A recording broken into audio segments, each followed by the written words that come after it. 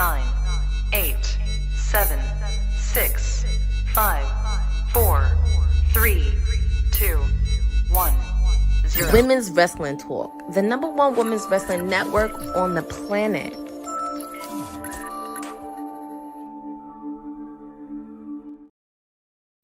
What up, folks? Happy Friday. Happy Friday. Welcome to Women's Wrestling Talk. My name is TK Trinidad, and we have a lot to go over today. We're getting closer and closer to WrestleMania week. It's the season, and I am not alone. Miss Courtney Rice, PR Princess, is in the building. How are you doing?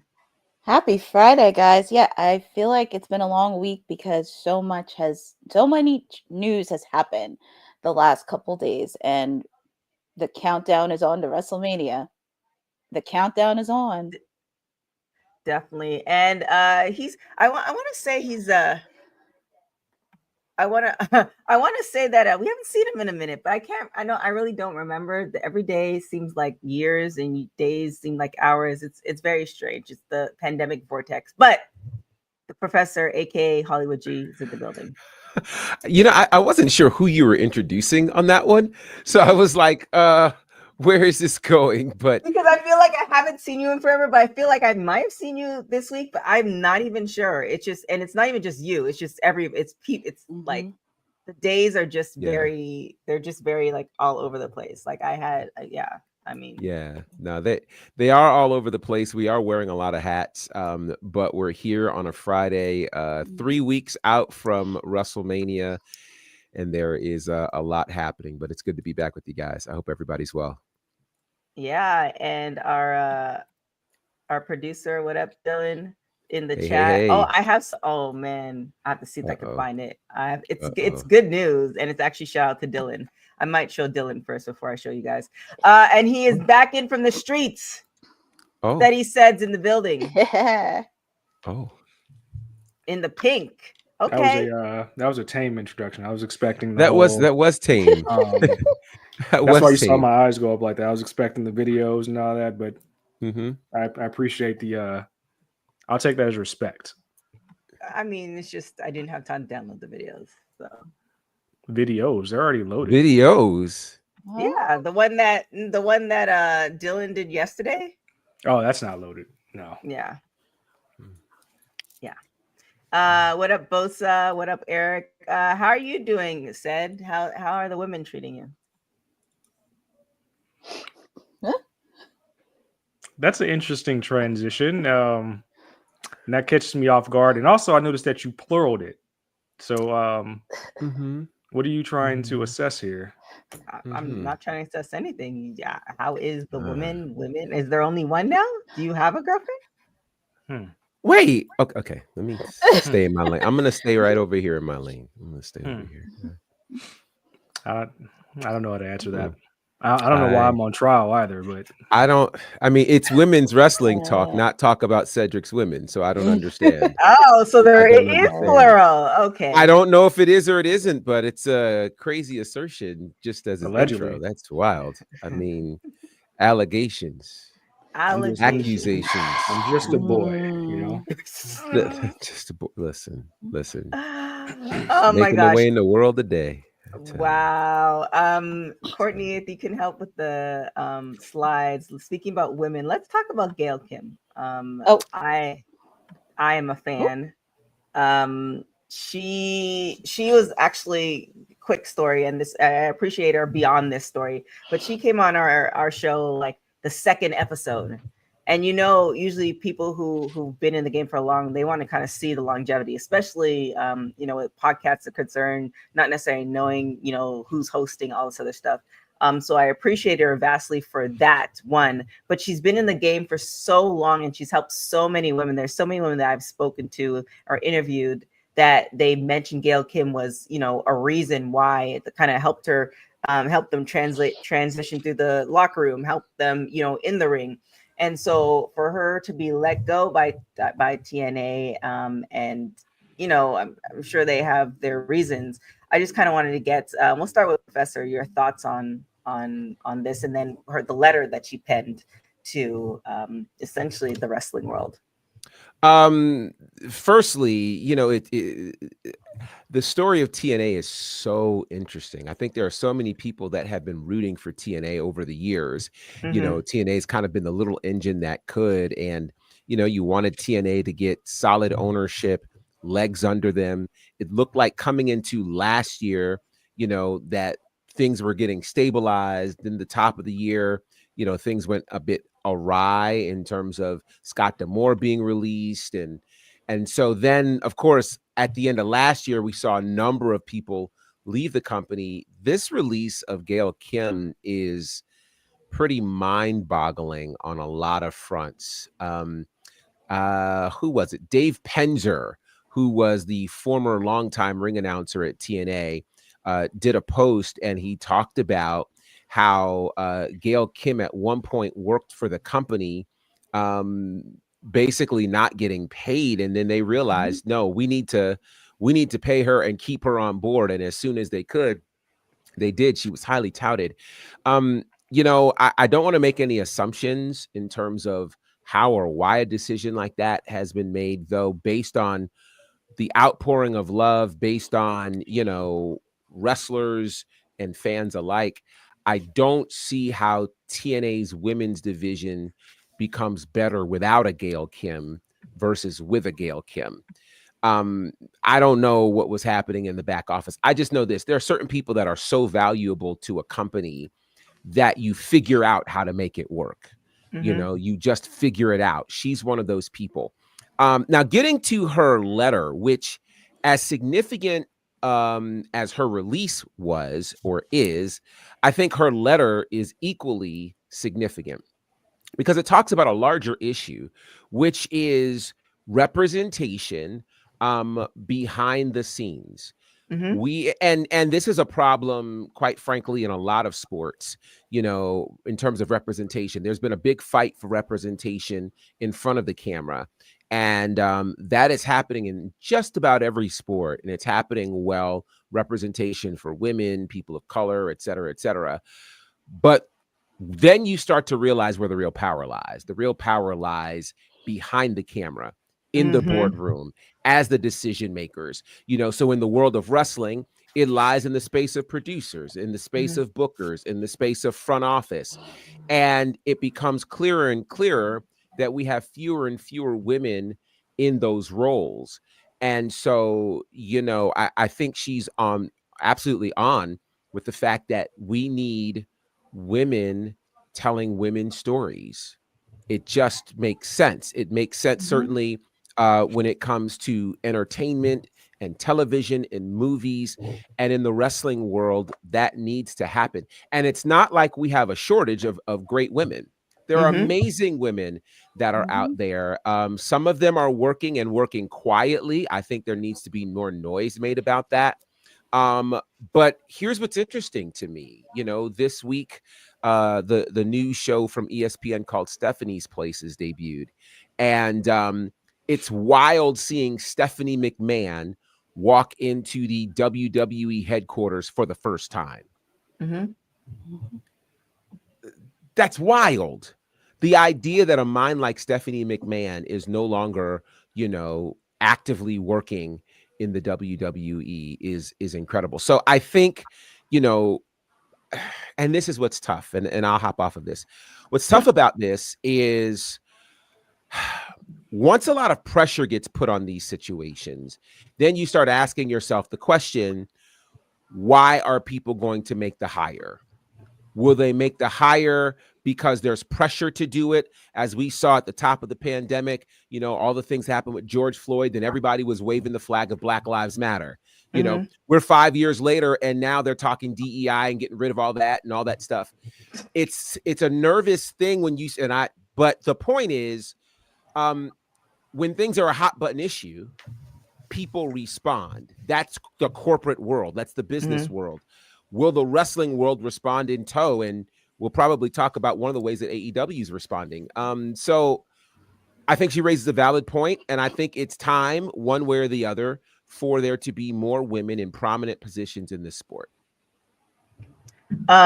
Courtney, so there has been rumors, or and it's funny because somebody else I had a conversation with a couple of days ago had kind of alluded to this, as far as TNA is essentially eventually in some way, shape, or form going to be bought out by WWE, allegedly. I mean, we have no idea, but do you think this close partnership that they have, because Gail Kim, even on our show in episode 2 back in 2017, expressed that WWE was behind the ball as far as where women's wrestling is concerned, and she's had a lot of things over the years to say about WWE as far as her displeasure with the company.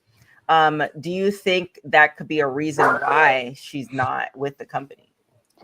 That TNA.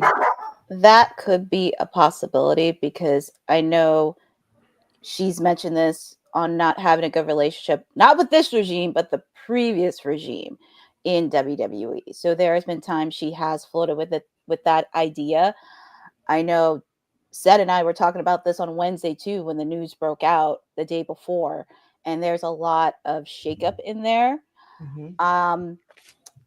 I'm not going to call it quits, because I would definitely love to see Gail work in a promotion. Because going back to your point, Professor, regarding representation for women in business, I can attest to this working in the PR and media field, because before there wasn't many representation for women as it is now. So it's really pushing that barrier. And also, it's time to make some unnecessary noise, because I would like to see a lot of representation in women, not just in the world of professional wrestling, but everywhere, because there's so many talented and qualifying women that are out there. And also for Gail, I don't think it's the last time, as I mentioned, that she's not going to work for a promotion. For her, I would just give a little bit of a break, and we'll see where this goes. But for her, as one chapter closed, the other one is going to open. That's a perfect segue. So, Seth, where do you think? I mean, let's almost kind of take away the possibility of bad blood between Gail Kim and WWE. If we take that away, as far as cross promotions and other projects and stuff like that, where do you think Gail is going to end up in the next 6 months to a year? 6 months to a year. And I agree with Courtney. Maybe just like a little breather. She said this is her body of work. She said she put 17 years into this, so her resume speaks for itself. I think she could take a light break, something like 63 days. But I would like to actually see her.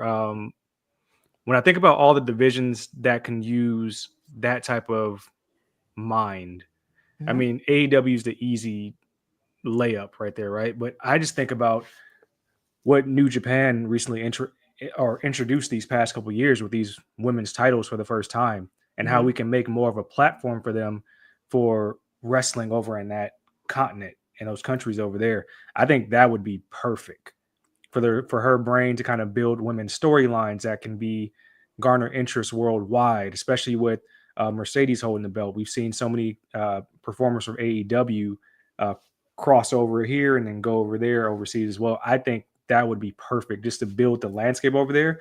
And her relationship in the States is monumental. So think of the people that could just jump from TNA and go over there and help build that division out to where it's more reputable. That's what I would hope for her, for that brand, especially since they're trying to build new stars desperately. That's something that Tanahashi has said he wants to do, is build more stars. Why not get somebody that's built this division from the ground up and help build women's stars in New Japan? Well, there it is. Also joining us, the councilman, does it say sore as F? Who's very sore. Yes, is that real Canadian of you? That was so Canadian of you. Clearly, you can see what that reads. Well, I can't because it's so small. Let me Professor, what does that say? It says sore. Sore. Oh. Why? She's the one with the glasses, though. That's what really get me. She got glasses. But why does it say? Oh, okay. Anywho, I just noticed that. Me and the professor, only one not wearing glasses. Yep. We are. Is that a statement for something? No, I just noticed it. Observation. Do you want it to be a statement? I mean, it's an observation. That's all. I could actually. There's a whole story behind that, and I could tell you guys later. It's kind of funny. About why you guys have glasses and we don't? Are you saying that your glasses are only for fashion? They're just aesthetic? No. I actually, never mind. This is we're going way too off the. Wait. You started the show I was about gonna that. say, how is that off? And you started the show talking about the man and his women. Stop. Oh my god. Well, there's Glasses a and confirmation. eyesight versus- There's a confirmation that there's women, not a woman. Lord. It's not So- confirmation. It's merely restating what you stated. That's all. Councilman, how are you, sir? I am doing well, everyone. How are you? Good. Tired. Good. I wanted to see Will, as far as kind of piggybacking with Gail and her, I want to say situation, but it's not. I mean, at the end of the day, she's put in 17 years of work, and I guess I will kind of get your opinion on how everything happened, just to tie it up. Like, what do you, if you were the person behind the doors, like, what do you think could have happened? Why, after 17 years, making the knockouts who they are, how we got to this point? Just new. Like, you're partnered with WWE, you're partnered with TKO. It's kind of the same thing for me as like a graphic designer.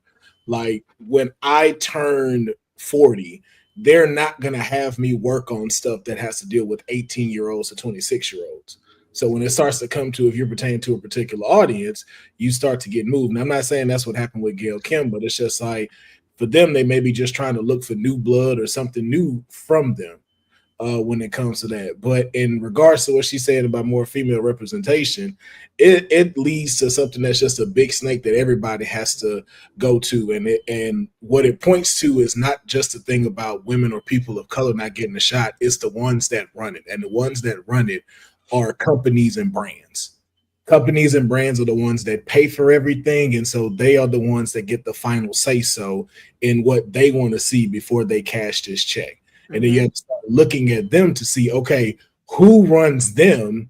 What are their perceptions and what audience do they lead to? And if there are people who don't look at folks that are of color or women, then they are not going to see them as something viable to push off unless it's a holiday, or to Professor's point, when it is Black Lives Matter. I'm even being in the entertainment world, I have watched people walk into a studio to pitch their movie. They could be pitching the Marcus Garvey movie, and they go, we love all of this, but what do you think about Marcus Garvey being played by Shia LaBeouf? And be dead serious about it. Mm-hmm. Like, well, we know you want to make a whole Egyptian movie, but how do you feel about Angelina Jolie starring as it? Because she's just been on fire lately. Those are the ones that have the problems. Those are the people where we have to start pointing out, like, hey, the consumer wants to see this, not this. Yeah. And also now airing that out by saying, like, hey, yo, the fact that you have I'm not even gonna give a particular brand, but a particular brand that caters to women's needs, and you don't think women are a high percentage in consumers to where you won't bet on them, but you'll continuously parade them around, though, knowing that's when you get your highest views. Those are the people that we need to start being able to call out and say, hey, we need different. We need to see more. The same way when they decided to now do the Crown Act for people with hair. Like, you can't discriminate for us having locks, having silk presses and stuff like that. You can't tell us that we're not allowed to have that, because that's the perception that they've been using for years. Mm-hmm. And it's time to update that. When it comes to a lot of these brands are still very old-fashioned. They still pertain to a lot of middle America. And a lot of people tend to skim over that. Middle America is the biggest audience people for entertainment and television get to, because they still sit at 7 p.m. to watch television. Mm-hmm. And that's who they're targeting. And a lot of them don't see people that look like us or people that look like Gail Kim too often. They step in a very stereotypical fashion. So now it's time for us, if we really want to see this progress like we've been trying to get it to, start saying to these brands, hey, we won't accept your money if you're going to keep acting like this. But that's very hard, because it's money, and money is what keeps the machine going. Yeah. Kind of still, I mean, I'm really possibly happy about this news. So moving over to Evolution. So we had Evolution. What was that, like 7 years ago, maybe more? Yeah, I feel like it's So 2018. Mhm. It was jeez. 2018. So there's a plan to revive Evolution for an event this summer. We'll start with Cedric. How 2018. 2018, man, that feels like a lifetime ago. Cedric, how do you think that this rumor is, like, they're going to confirm this, and how do you think it's going to look the second time around compared to the first time around? And will it be something sustainable, or would it be a one-off? I hope that it's sustainable. In some cases, I hope that it leads to a weekly program for just the women, especially with so many titles now. But I think it's a lock, and I think what they're trying to do with not officially announcing it yet is just figure out the right venue, how they want to build towards it, just months after WrestleMania. But as far as it looking differently, I think last time it was kind of a, you want to talk about like past meets present type of thing. I think it'll all be present now with so many strong women across all three brands. I think you'll be able to see the new mid-card titles get highlighted very, very prominently. We have rivalries that exist away from the title, so it won't be focused on the title. You might see Bianca versus Rhea headline that. You might get another chapter in Naomi and Jade. These have nothing to do with the title picture. On top of that, being able to prominently highlight these tag team titles they've been desperately trying to do for the past couple of years. So I think from that standpoint, you'll be able to portray the now of women's wrestling in a very, very good focal point, while also maybe bringing back some throwback stars. Nikki Bella's still hanging around there. We know it's 25 years of Trish Stratus as well. Those are like your feel-good moments that'll happen on the card, but you'll be able to feature the now and then possibly some NXT as well. Will, as far as the now, who are you, if you were the behind the scenes producer putting this together, who would you like to see? What are the like 2 or 3 matches that you're like, that this, if they don't do this, it doesn't make sense? Everybody. Bring everybody. NXT, Raw, SmackDown, TNA, bring it all. Make this the Avengers Infinity War of WWE Evolution. I want to see it all. I want to see Saraya come back. I want AJ Lee there. I want AJ Lee versus Roxanne Perez. I want Becky Lynch taking on Charlotte Flair finally and showing who really is the top dog.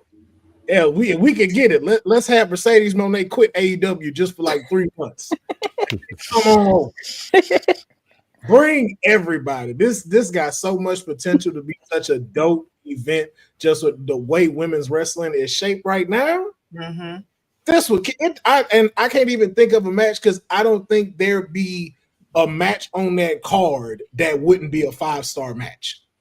With whatever you pair, a tag team match, Hell in a Cell, fatal 4-way, 1-on-1, veteran versus the current roster, like all of it is just going to deliver.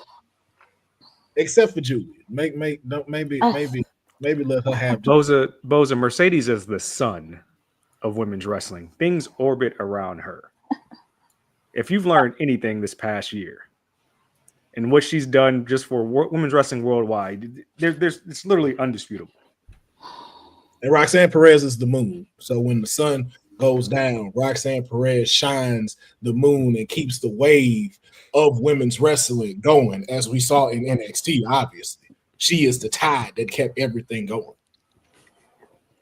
Courtney, as far as PR, I mean, we saw Evolution happen back in 2018.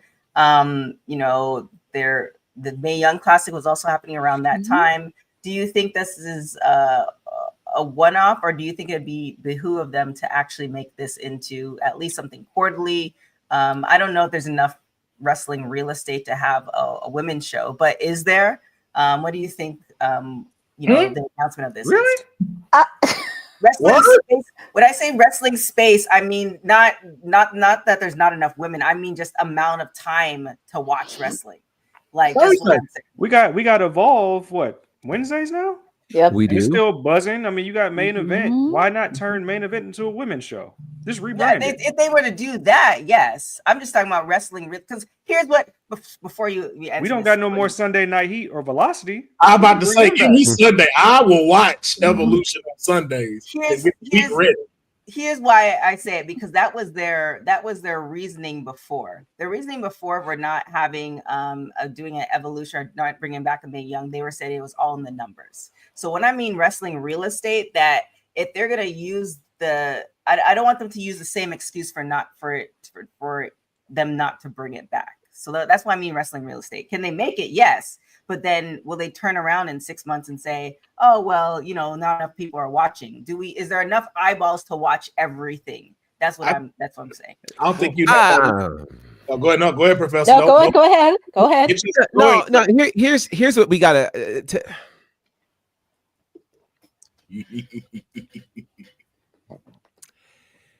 There are about 900 television channels and stations right now, with more to come. There are 17 million streaming services right now, with more to come. Create the content. People will flock to the content that they desire. Okay. So the question isn't, is there enough time to watch wrestling? Here's the thing. You put all of this wrestling out there, you let people decide what it is that they're going to watch.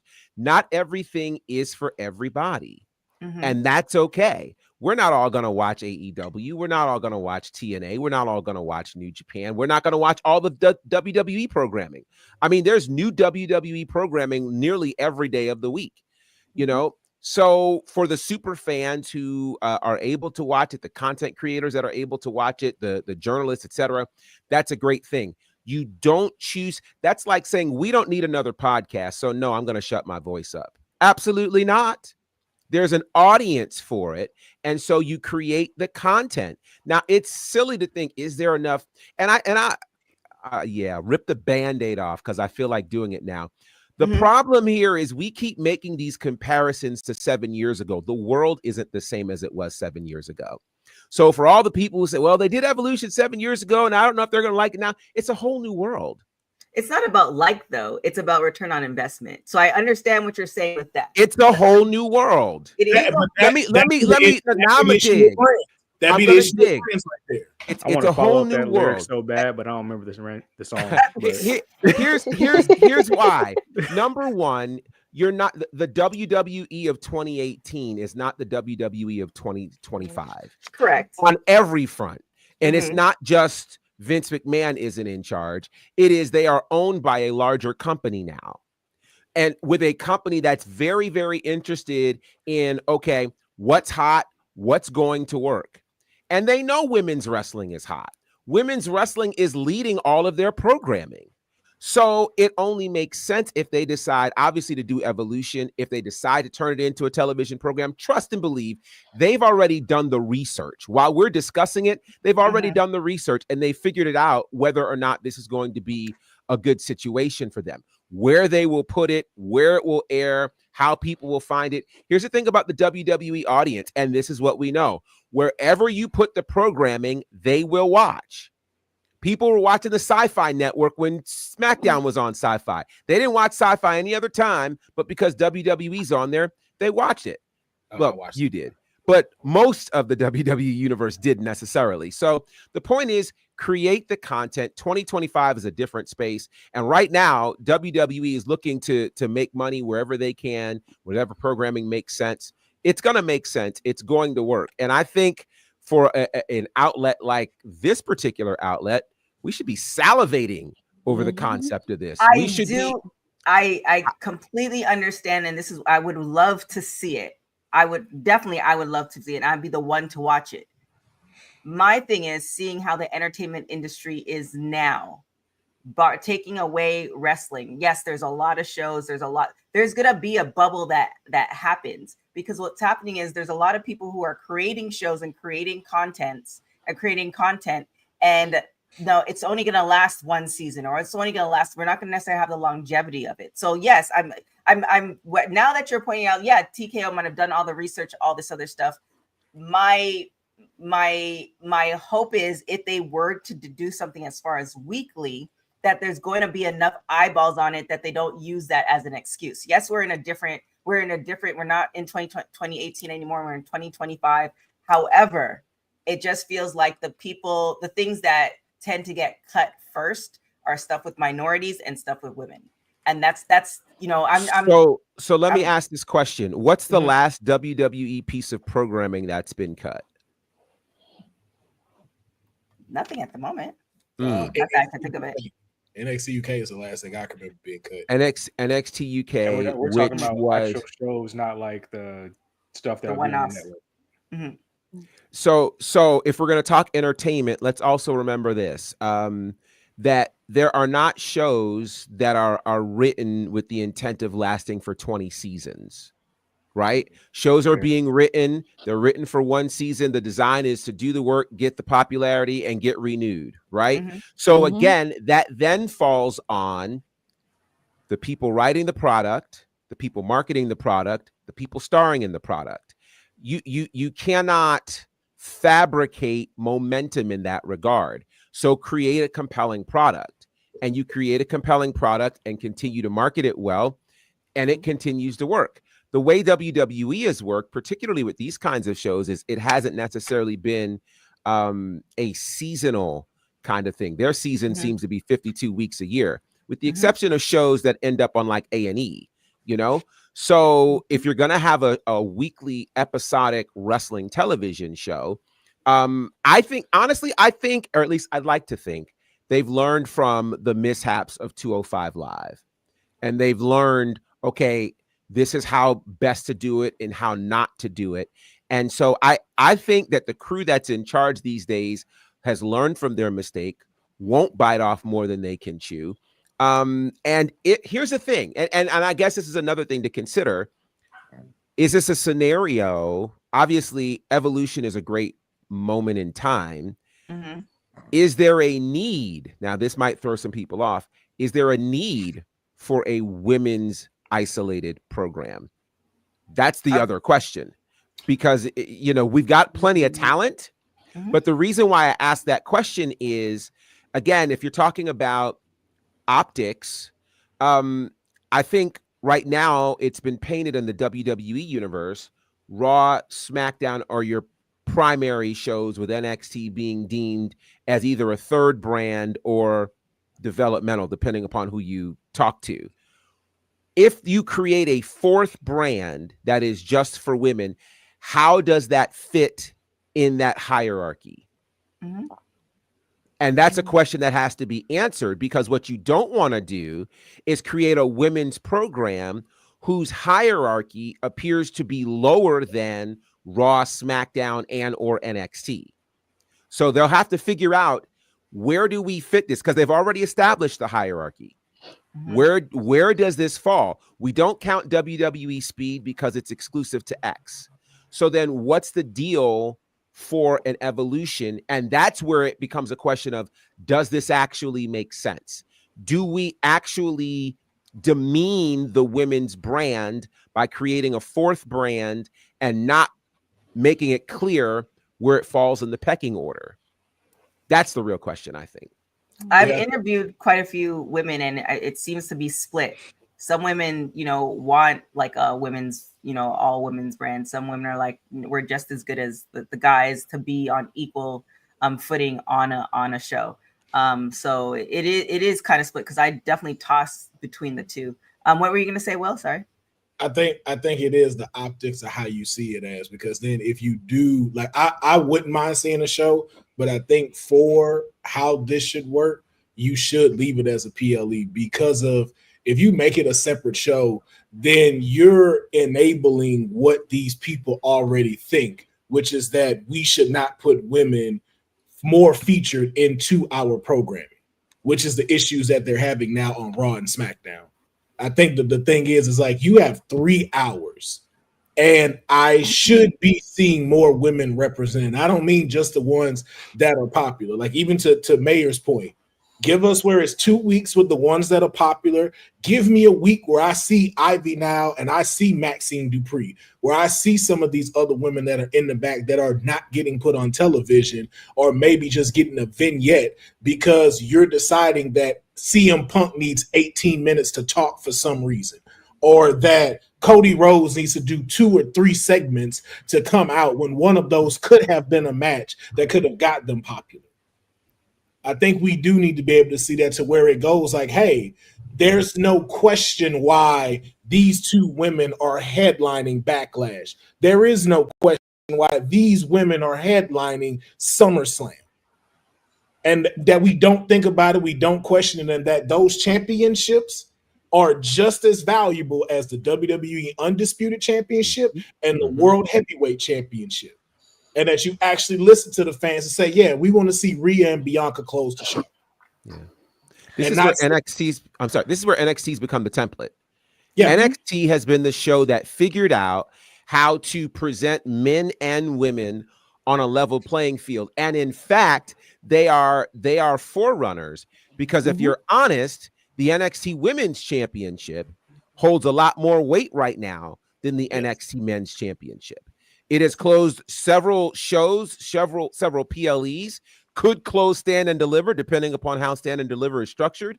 So I think this is where the brands could learn a lot from what NXT is doing.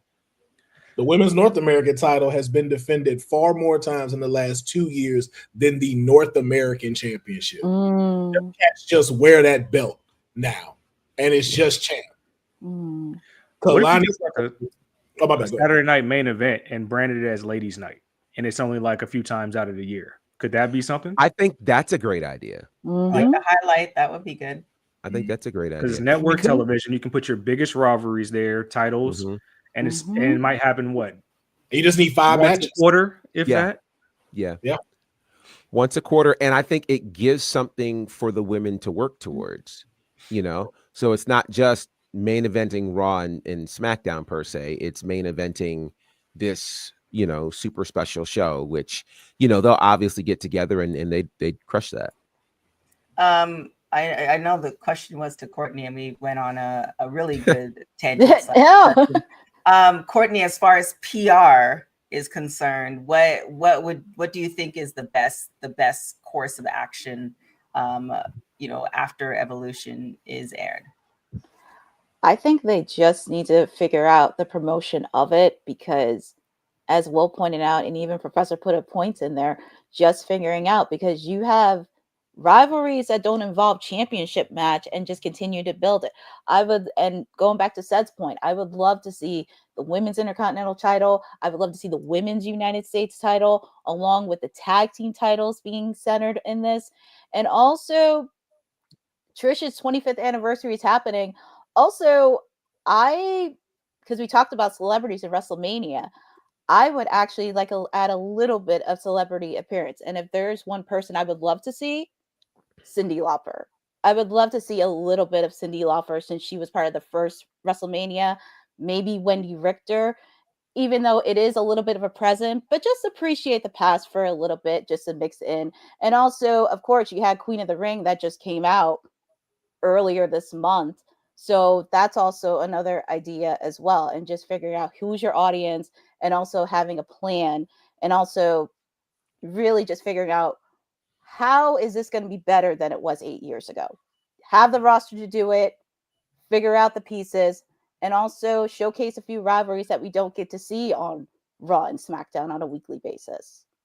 Yeah, I want to pull up that. So Jasmine Williams, in a social climate that has the topics of inclusivity and segregation at an all-time high, the last thing we need to do is create an all-women's show. Isn't it an all-time high? Last time I told we were Isn't allowed. that more reason to do it?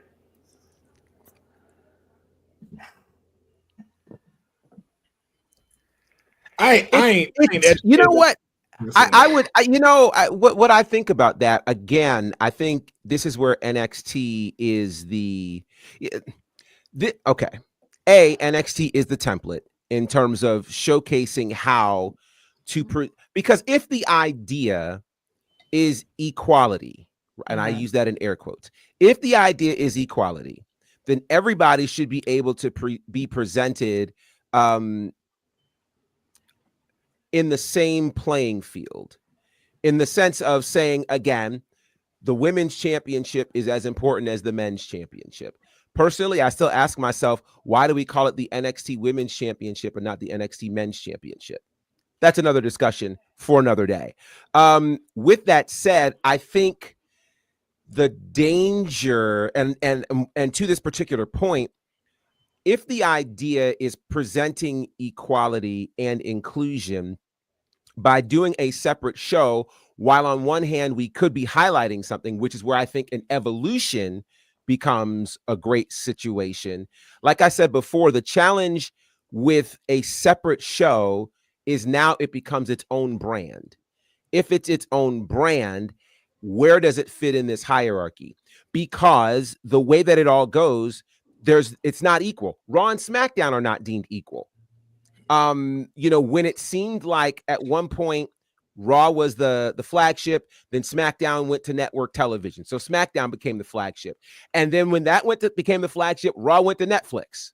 You know what I mean? So it's a space where there's always going to be a hierarchy. In AEW, you only have 2 shows. And now one is the flagship, the other is considered the secondary show. That's just the way that we look at the world. So the question becomes, do you want to have a separate brand that in one case highlights the women but separates them at the same time? Or do you want a space of full inclusion where we go, all right, the women are at the top of the foremost brand, as opposed to the women are the top of their own brand? Do you see what I mean? So for instance, here's the perfect point. Main eventing Evolution isn't the same as main eventing WrestleMania. Yeah. Which is why the big deal was made at 35 about Becky, Charlotte and Ronda main eventing WrestleMania. Mm-hmm. Nobody made a big deal about main eventing Evolution because it was all of us who were the same, all of us being women at that point. But WrestleMania is the Super Bowl. WrestleMania is the standing large event. So when women ascend to the point where they main event the massive event, that is deemed the real win. Somebody want to add to that? Just make sure R-Truth is at Evolution. Just make sure. R-Truth. He's a national treasure. And we touched a little bit on about it during this conversation, but NXT Stand and Deliver, it's changed its time in WrestleMania weekend. I'll get to that. So it's starting at 9:30 a.m. On Saturday, April 19th. I am just looking over, beyond WrestleMania, all the shows, all the content, all the side stuff that WWE's having for wrestlers, and it's already kind of exhausting to look at as far as game planning. So first off, do you think the time change was because there's so much going on, or what do you think the reasoning for this time change is? We'll start with Sed. First things first, why is Julia on this poster? That was my question. Why is she there? That's my question. Never mind the Don. We can go hours on the Don, but why is Julia on this poster? You know what I'm saying?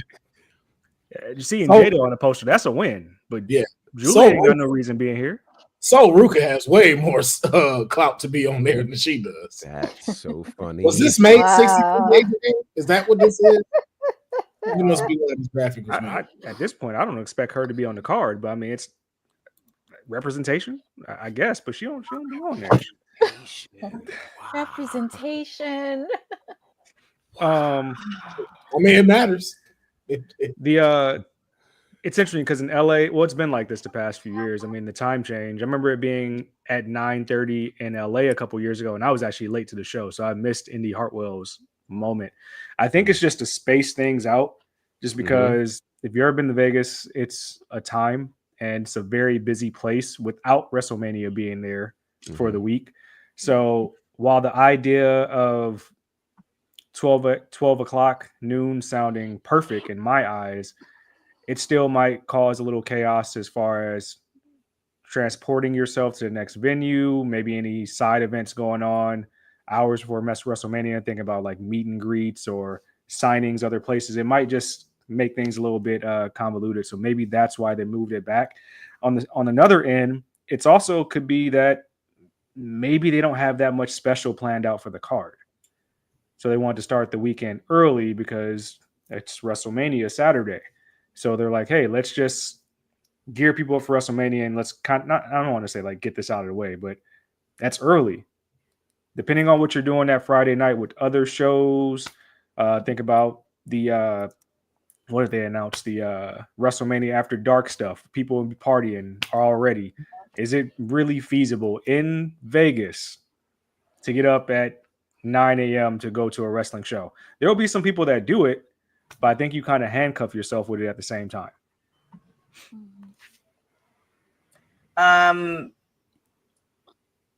Gosh.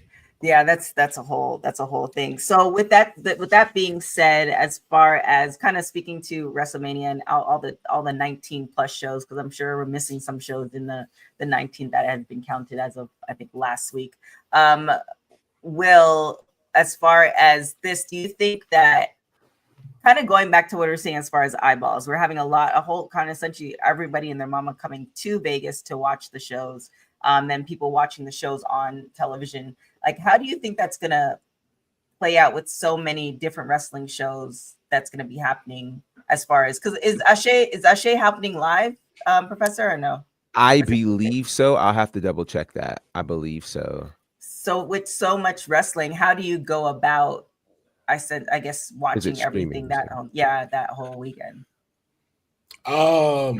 Watching wise, you're gonna be watching a lot of stuff at bars. I can see a lot of people going to bars and just not trying to only making it to their favorite events because it's just way too much going on at the same time. And to Mayor's point, Vegas is already busy when just being Vegas. Mm-hmm. Now you're throwing WrestleMania into there, not to mention with not just them, all the stars that are going to be there outside of the wrestling community that are going to be trying to take up space and businesses that are going to want to accommodate them. And the other thing, it is the same weekend as 420.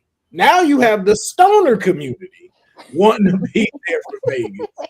Even more, you got WrestleMania After Dark. Like, some things are just going to get missed. Some balls are going to get dropped. Some people are not going to have folks in the arenas that they're going to have stuff in. And to that point, I think those two things are possible. One, I just don't think that they're going to have a stack card for Stand and Deliver because I still think they kind of blew their load with Roadblock.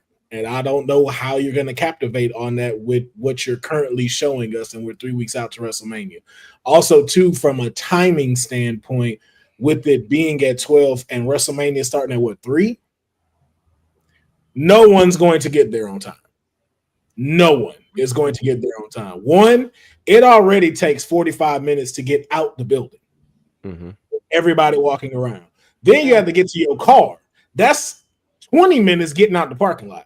Now you're in traffic trying to go just around the corner to Allegiant Stadium. You have to try to find parking there, which is going to also take time. And you have to get in line just to get your ticket scanned to get inside the building and then be able to get to your seat.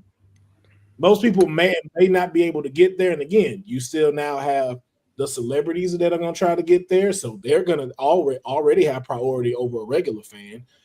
The stoner community is going to be there, wrestlers, Vegas residents. It just seems like a lot to try to have you go here and then try to go to WrestleMania.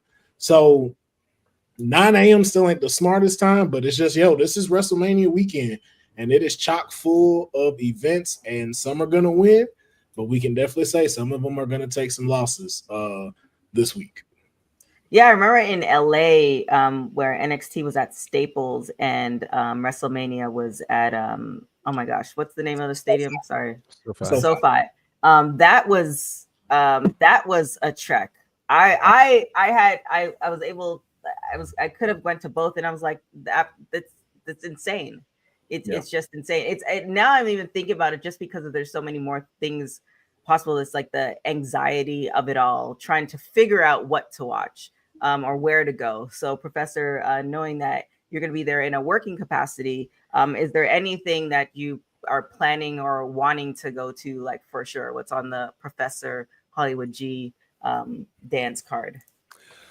Hard to say, because I am pretty focused on those shows that we're working. So I'm pretty open for the days that I'm not going to be working. I think what I'm most interested in is connecting with the rest of the wrestling community. I think what's interesting for WrestleMania week, it means different things to different people. You know, so for fans, it's an opportunity to potentially meet some of your favorite wrestlers, see some of the matches you've always wanted to see. You know, there's the hope of bumping into them on the strip somewhere, or, you know, if you're doing WWE World and you came with, you know, a few $1,000s, you might get to meet 2 or 3 of your favorite wrestlers and get their autograph and that type of thing. For the wrestlers, it's an opportunity, hopefully, to get in front of some major eyes that weekend, since the wrestling world is all focused there. And then for, depending upon those who are working in the wrestling industry, whether it's podcast community, non-wrestlers who are involved, it's a networking opportunity, chance to meet some of your favorite people and connect with members of the community that you may not have had a chance to physically lay eyes on. So for me, I'm looking forward to connecting with some colleagues. I'm looking forward to, you know, seeing some stars, hopefully seeing some of you guys as well. That's kind of what's on my agenda for Mania week. Courtney, as far as PR, if you were a wrestling company, and I think maybe, I mean, we already know WWE has, you know, eyes there. Everybody's eyes are on WWE. But for other companies, how do you, you know, stand out amongst other shows to get, you know, butts in seats? Oh boy, that's always interesting, because I know the last couple, well, actually last year, there was a few stars from AEW that actually did attend WrestleMania last year, and of course they saw Cody win the title, but also just kind of getting an idea, because as Professor said, it's WrestleMania weekend. It's an opportunity to network and really brainstorm ideas on what can we do to be better, because everybody wants to be in support of a promotion to be successful.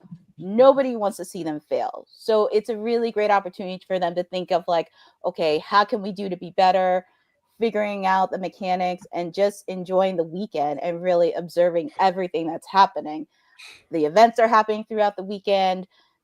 God, with after all the announcements, there's a ton of activity happening throughout WrestleMania week. So it's just really enjoying the week, enjoying the festivities, and also just networking with other people in the wrestling community. Let me add to that. You know, the question was, what would a company want to do to really kind of stand out during Mania week? I think the answer to that is be yourself. You know, come in and do what the people have wanted to see you do. What many of these companies are doing when they come in is trying to present on a stage to fans that have not had a chance to see them before, because they are located regionally. I think about my friends at Ashe, of course. A lot of people have been very interested in Ashe, but they haven't been able to get to Charlotte.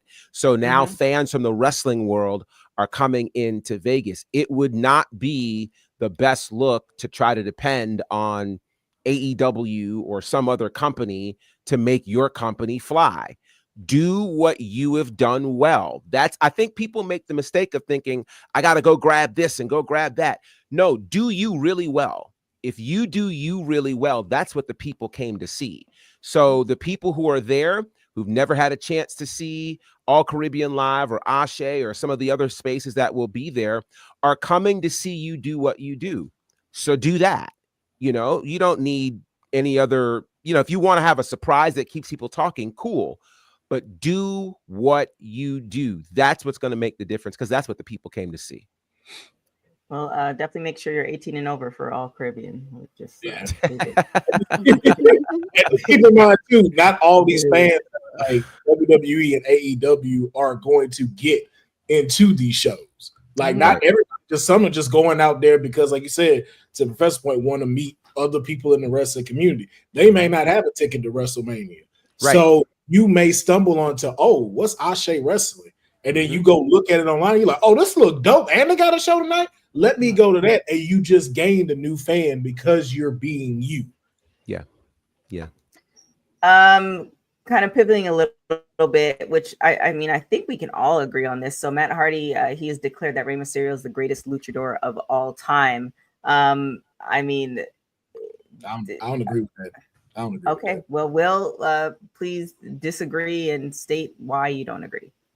Because Dominic Mysterio is the greatest luchador of all time. Like, what are we talking about? If you, I don't, what Matt Hardy spoken on over there at the compound? Dominic Mysterio is the greatest of all time. I don't even know how we about to have this conversation. This guy's a deadbeat, and we know that. Hollywood G, do you want to agree with your colleague, or I'm really trying to objectively think about this, and I think if there is a name to challenge that, it could be Eddie Guerrero. And but now we have to ask ourselves the question: what is considered a luchador? Is it that you wrestled and had roots in Mexico, or is it that you are of Latin descent or Hispanic descent? What creates a luchador? I think we got to answer that question, because not everyone of Spanish descent wrestled in Mexico. So does that mean Mercedes is a luchador? Well, I mean, it's also style wise too. Like, that's what I mean. Like, style wise, she wrestled, she trained as a luchador. I think these are the questions that need to be answered, because in my mind, if we're saying Rey Mysterio is better than Eddie Guerrero, I might have a question about that. Mysterio's had a longer career because Mysterio has and I think there's some dynamics that are different too. Rey Mysterio being super small in stature, that's interesting to watch versus someone that would be a little larger. And that's another question: is mask a requirement? So I think we need to define what a luchador actually is before we fully answer that, because are we saying he's better than Mil Mascaras, who some people don't even know? Like there are some significant names in the luchador community that have to be considered before we say Rey. I think, it's hard to say, because even if we're to say in modern times, Eddie Guerrero, I think is who we have to look up against. And you can make the argument that Guerrero, as great as his in-ring career was, moved to legendary status upon his passing. So it's something we need to, I think, delve into. So Google does say that it does require the use of a mask to be considered luchador or lucha libre. Okay. But again, that's Google. Well, yeah, I'd be interested to see what that looks like. Said or Courtney, do you agree with this statement, or is it like Professor is saying, it's very much up to interpretation depending on the standards or what you qualify as a luchador? As host of your Monday night watch alongs, guys, we gotta pump the brakes because El Grande Americano just got to the station. Listen, he's a problem. He's a problem. Talk about it. He's a problem. You've been in Mexico for years tearing it up. We just got to the stage. We got to let the body of work speak for itself. Exactly. He was underground before there was Lucha Underground. Exactly. Been wrestling since 1946. Now, come on. Exactly. The bad man. Man, that segment. It's a pleasure to have him here. Oh we my gotta let the body of work speak. Brilliant. It's very good. I really like that. Back in the day, I was a Juventud guy, believe it or not, more so than a Rey. But I have no problem saying that Rey is the greatest mask of all time, not for just in-ring stuff, for what he represents outside the ring. He's the most recognizable mask across all sports. I think there'll be people that challenge that over time. But as far as somebody, if you go on the street right now to a stranger and say, like, do you know what this mask is? And they're going to be like, oh, it's Rey Mysterio. and they might not even watch professional wrestling. Mm-hmm. And that's just a part of that culture. People know what that is. Mm-hmm. Oh my goodness. Courtney. There, it's very interesting to look at this because you also have to think for Luchador what they do in the ring, but also outside of the ring, and also Impact. I would not have a problem with Ray because, as Seb pointed out, he's very familiar, especially with children, because he's been doing that since throughout his career. He's been that way with kids, having a relationship. But I could make an argument with that, but also just thinking of like the specific qualities on the Luchador. Okay, they do need a max, but also just thinking of a deeper dive on like what qualities are there, and also thinking the impact they made, as I mentioned, not just in the ring but also outside the ring, and just contributions in there, because there are probably some luchadors we probably not even heard of that could be popular. But I wouldn't have a problem with that argument with Ray, since he's made a lot of contributions, and also people who are now starting to be in the wrestling world have considered him to be a major influence in their wrestling career. People forget Ray got a cartoon. I mean, he getting bags just off his Mm-hmm. image and likeness. Mm-hmm. and I think on the main, and you know, guys know, I mean, it's mainstream media. Me saying it is a drinking game. But I think on a mainstream media level as well, I think maybe that's why Matt Hardy went that direction. Or I mean, he might believe it. I think it's definitely up for interpretation depending on where it comes from. And yeah, I mean, there's plenty of room, I would say. But that leads us to SmackDown that is happening in England. So we have CM Punk, Roman Reigns, and Seth Rollins with a contract signing. LA Knight and Braun Strowman, U.S. title, and Street Profits and Pretty Deadly for tag titles. Courtney has sat out because she doesn't want any spoilers. But sorry, not Courtney. Honey, man, that's what happens when you're up at 3:00 in the morning. Has set out because she doesn't want spoilers. However, with that, Wait, wait.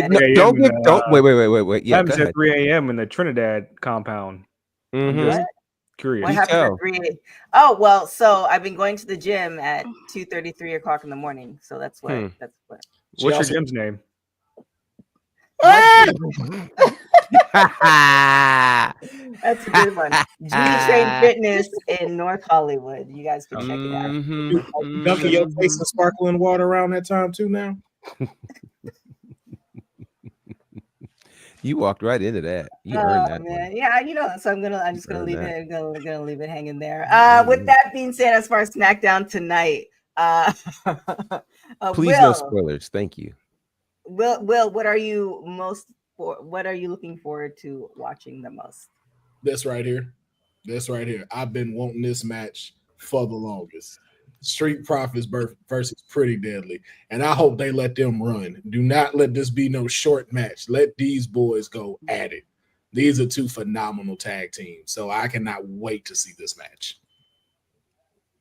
And Professor, as far as the road leading to WrestleMania, I'm we're seeing the contract signing, and I feel like we haven't, maybe because I haven't been on the show on and off, with this storyline between Roman Reigns, Seth Rollins, and CM Punk, and the bloodline storyline and different variations, different splinter cells happening. How do you think this is going to play out? That particular match, I think, is going to be beautiful. You've got 3 of the biggest stars in the company. The story writes itself. I think there are lots of places that can go. And to me, it makes me wonder, somewhere in the back of all of this lies a favor that CM Punk is owed. Mm-hmm. And I wonder, to me, I think this could play out Sunday night if, in fact, this triple threat happens on a Saturday. If it happens Saturday night, look for Punk to cash in his favor Sunday. Or if it starts the show Sunday, look for Punk to cash in his favor Sunday night. But somewhere over this WrestleMania weekend, I see CM Punk, cashing in his favor. And who against who? I don't know. What the favor is, I'm not sure. But it's got to be big. It's got to be big if it requires him going through 2 members of the Shield. Yo, what if John wins 17 and then the favor is I want my match with John now? It could happen. That's what's crazy, because how much for a favor? Let's be honest. How much stroke does Paul have for something like that? Because that's what I thought about too. Paul has, well, think about it. He's been the representative of Roman Reigns all this time. He's Paul Heyman. He's got stroke.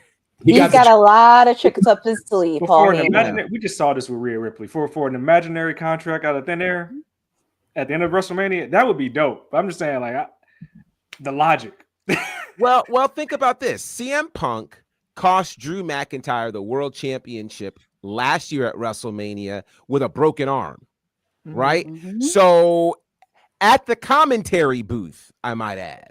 So a healthy Punk cashing in a favor. He wants the main event of WrestleMania. I'm sure this has got to be somewhere in that favor. It can't just be a second match. He already has his match, and he's still alluding to the favor. So I think there's something that's very, very possible for that. And remember, there's a line that happened last week that caused Roman Reigns to look over his shoulder. That's when CM Punk told Paul Heyman, hey, thanks for serving up the tribal chief on a silver platter to me tonight. Something else is going on. Think about it the week when they were in Madison Square Garden. And here it is. Seth gets pulled out of the cage, but the wise man goes into the cage to check on CM Punk.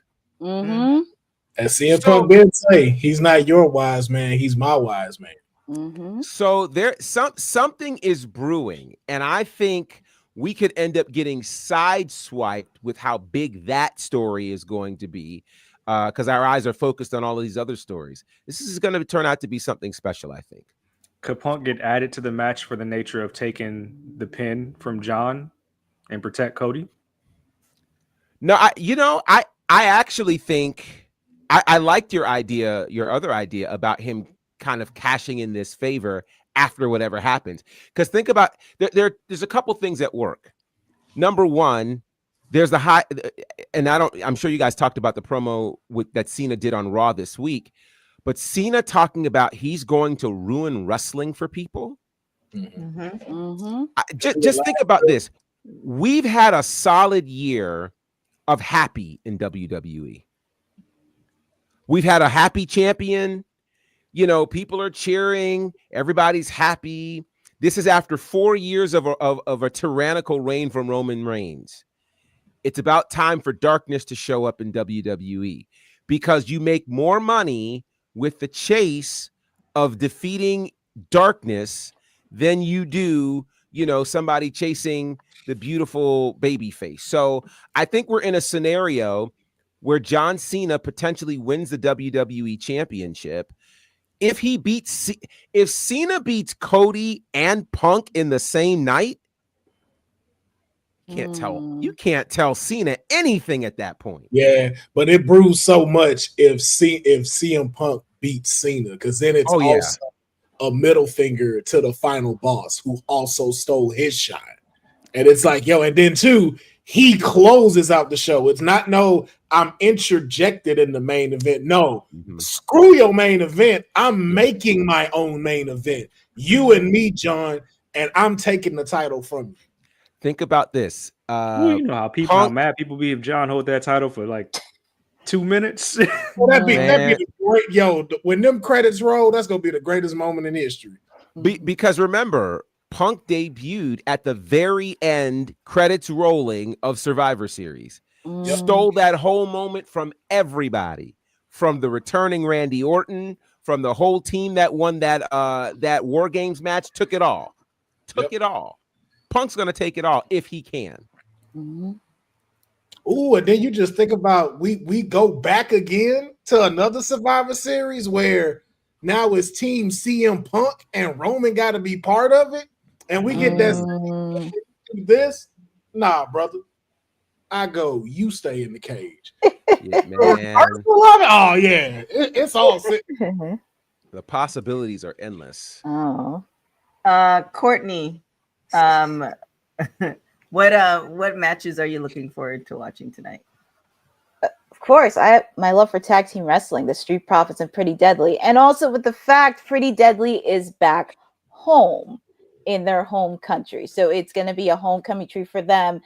So much mayhem in that match, and also just let them run with it. And plus, I wouldn't be shocked at like after the match was over, DIY and some of these other tag teams beat both of them up, because it's going to lead to a match within the tag team division on SmackDown at WrestleMania. So I would like to see that happen. But I just love a good tag team match, and SmackDown's tag team division is starting to heat up. Well, not starting to, but they're on fire.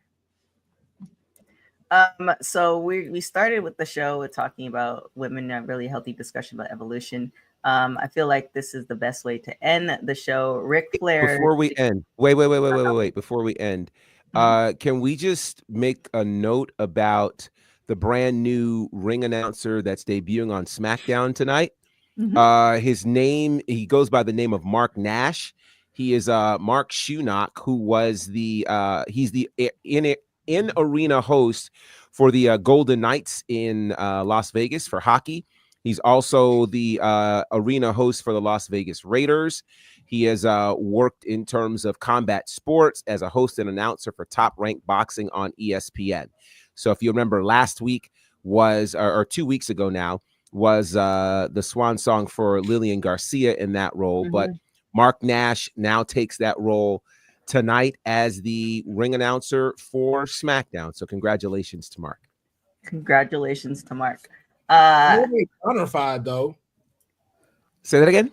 It ain't bonafide though. You know what I'm saying? Like, congrats to him, but y'all know what the people want. Y'all know what we want, but they must be saving you for commentary. That's why. That's what that is. Yeah, because we know who on their way out and who on their way in. So there it is. I appreciate that. With that being said, Ric Flair. Ric Flair. Ric Flair declares Charlotte Flair. She might be the best wrestler in the wrestling business right now.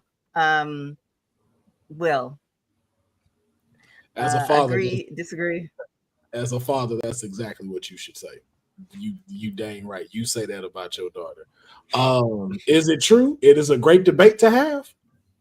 It is a great debate to have as a wrestler.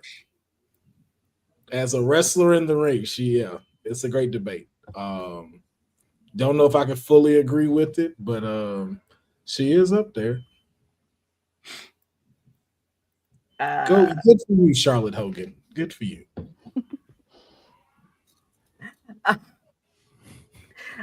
Cedric. I mean, like Will was saying, it's definitely like you have to. Why would you say anything else? It is your daughter, but given everything that Charlotte has done thus far, could she be one of the best wrestlers in the wrestling business? Kind of heading into when she retires, could she be the topic of conversation? Where when we were talking about essentially women, not having necessarily their own show, just being the greatest overall. If you were going to do a Rushmore of just wrestlers, period, regardless of men or women, do you think she would be in that conversation at the end of her career when she's finally done?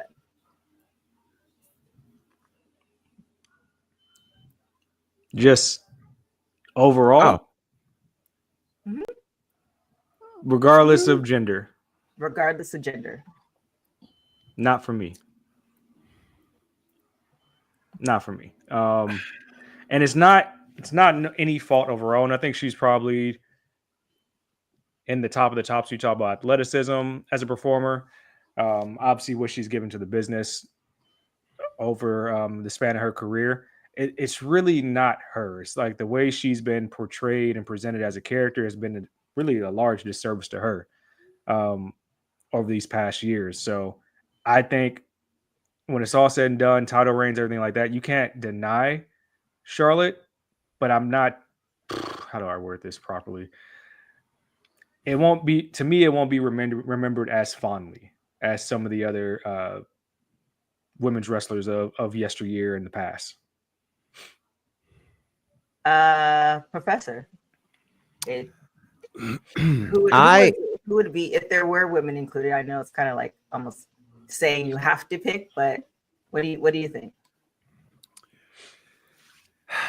It's the tough part for Charlotte, and I almost want to answer a question with a question, is how much of our view of her is influenced one way or the other by her father.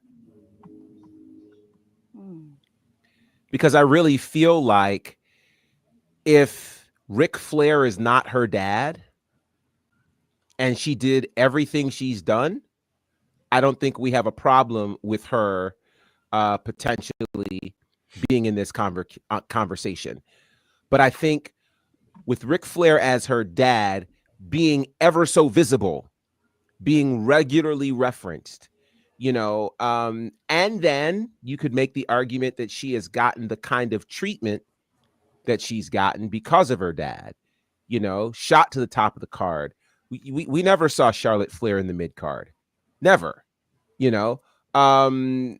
so it's hard to say, when you get the Hogan treatment, whenever you show up, it's hard to then say, because we tend to make the argument here when we're talking about greatest wrestlers, we always talk about mainstream impact. Charlotte Flair is the picture of great in-ring work and no mainstream impact. So that's why I couldn't put her on there. I mean, and I'm sure someone's going to hate this. I'd put Mercedes Moné over Charlotte Flair in terms of complete work, because you're looking at mainstream impact on top of wrestling impact, and she's done it around the world. So I can't necessarily agree with that. I mean, we voted, and Charlotte is the number 4 horsewoman out of all 4. We did vote that. Courtney, thoughts? I kind of have to piggyback on Professor's comment a bit, because Charlotte can't discredit for what she's done in the ring, but also we have to think of mainstream. And I do have to agree, because Mercedes Moné has made impact, not just in the ring, but also outside of the ring, mainstream wise. And also thinking everywhere you go, a lot of people know who she is. I can't recall some of the mainstream stuff Charlotte has done recently the last couple of years, if I'm going to be honest. So, ESPN. ESPN? Yeah, she did feature on ESPN's cover for something. Yeah, she features more like on that stuff, but as far as like the popularity and pop culture concern, no, it's still like around the sports analytical side of her as an in-ring performer. Yeah. So I'll just leave it at that. Well, we should see. I do hope that as we were talking about like evolution and everything that has been happening in women's wrestling as of late, that when we do talk about greatest wrestlers, there are going to be women in the conversation period, not just, who's your top whatever women's wrestler. So, I think we're getting close to that. As well as we're getting close to, we're not getting close. We're at the end. It's time to say goodbye and adios. With that being said, let's Ced get back to his women. Where can everybody find you? That's how you want to play this? Or women, whatever. When you couldn't even when you couldn't decipher the name of your gym just minutes ago. I said it was G Train Fitness, North Hollywood. Look it up. What's the trainer's name? Gary Matthews. Actually, it's Jay Rios, but that's another thing. Wow, Professor, that's what we're doing. And G Train is wild. G Train is wild. Wow. You can find me on Twitter streets at says on the gram. It says the answer. The website, cedricdwalton.com. There's a lot of content for you to check out on the website, some writings and musings at wwtalkpod.com. A lot of interviews you can watch from our time on Queen of the Ring Red Carpet on the YouTube site as well. I suppose I'll be back Monday at noon. We'll see what happens then. But until then, I'll catch you in 63 hours.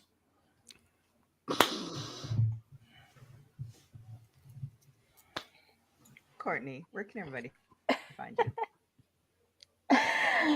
Oh, well, I mean, the people can always find me here every Monday, Wednesday, and Friday. Every Wednesday, you always know I handle AEW Dynamite because you don't want to miss next week's because it's the final Dynamite before Dynasty. So feel free to hang out with me on Wednesday night for 2 hours. Give me the play-by-play. You can also follow me on Twitter and Instagram on @CourtneyNJ11 because, as said, we got some content happening with Queen of the Ring. So it is coming right out of the gates. Also, if you missed it, I did do a blog post highlighting AEW Evolution earlier this month, where I did a few hits, misses, what they need to do better, and also put in a few bold prediction matches for AEW Dynasty. So feel free to check it out. Willie Will, where can everybody find you? You can find me at Mandy Rose is not a double champion on all socials. I knew he was going to make a reference. I knew it. Yes. And I will continue to argue with people on Twitter, X, or whatever it's called. You're not a double champion. You are a unified champion, and there is a difference. Do stop getting on Will Smith and Al Gore's internet with this foolishness. Go continue to sell your nudes like you was doing. Okay, you are not a double champion. I'm sorry, when she wrote pathetic, I was like, not my NXT. Not my NXT. No, not indeed. You're not finna come for my NXT like that. That's all. Professor, where can everybody find you? You can find me at Bonnerfied across all of the social spaces, all kinds of great things going on. We had last night the season finale of Ashe Wrestling TV, and that's on Ashe Wrestling's YouTube channel. And speaking of Ashe Wrestling, we will be in Vegas, really kicking things off Thursday morning, 11 a.m. for Ashe Vegas. Massive card, which includes Shug D taking on JTG for the Pan-African World Championship. We'll also see a 10-man tag involving Team Darius Lockhart against Team Darius Carter. And comedian Kev on Stage will be joining us in a guest commentary role. So it's going to be a great show. You can get your tickets at AsheWrestling.com. Then later that night, I'll be doing work with, of course, All Caribbean Wrestling for Sin City Burn. Very special show that'll be happening that Thursday night. Now, speaking of All Caribbean Wrestling, of course, you can check us out every Saturday as part of Saturday Night Vibe on Tempo Network, 6 p.m. Eastern. Tomorrow night will feature a tag team title match. The tag titles are on the line, as New Nation will be represented by General Obazo, who is confident enough that he can beat the Russell Twins by himself. So that match happens tomorrow night for the tag team championships. Yours truly and TK are on the call. Again, if you've not checked out any of our shows, you can do that, of course, on the mobile app for All Caribbean, available on Apple, Android, and Roku. Check it out. And thank you, cousin. You can check out my new podcast. It's called Bonnerfied Conversations on the Bonnerfied Podcast Network. Some great chats. They kind of dab in wrestling a little bit, but they're talking about a lot of other things that I think you guys will enjoy. Those conversations are available on Apple, on Spotify, and on iHeartRadio. So check that out. Yeah, shout out to cousin Ron for joining us. Jeffrey, Jasmine, Jasmine saying not selling news. I know, right? Eric, our producer from the future. Shout out to you guys for all joining us. I really appreciate it. You can follow me everywhere at TK Trinidad. We do have 2 major interviews dropping next week that you don't want to miss. A lot of great content there. Our interviews from Queen of the Ring, you also want to check out as well. Definitely go and check out All Caribbean Wrestling as far as their app. And if you're in the Caribbean, check out Tempo Network. So we have good things coming there. Yeah, be on the lookout for all of us during WrestleMania week. We'll all be there in some way, shape, or form. Don't look for me. Yeah, thanks. Wait, what? What did you say? You said look out for all. Don't look for me. No. But you can look out for that Love reality show we got coming with TK very soon when we out there in Vegas, man. We are going to find TK, the real TK, Love on the Strip. All right. Oh my goodness. It's a wasted cause. Trust me. I She wouldn't know it if it showed up and said, "Hi, my name is Love." She wouldn't But that's why it's either way, we're gonna be promoting. We'll be out at the Palms Pool between 4 and 9 p.m. that Friday. Is that the casting call? Set up. Oh Yes, my goodness. We're gonna take interviews. We're gonna ask questions. You're gonna get 1 minute. Shoot your shot with TK. Make it the best minute of your life. Yep, and shout out to Folded Paper Productions and 63 Day Productions for helping us with this show. We couldn't have done it without them. Could not have done it without them. All right. Wow, Cousin Ron, that's what we're doing? Wow. Oh my god. Wow. With that being said, thank you guys so much for watching Women's Wrestling Talk. You can follow us on everywhere at www talkpod.com. Make sure you check out our SmackDown watch along with Honey coming up next.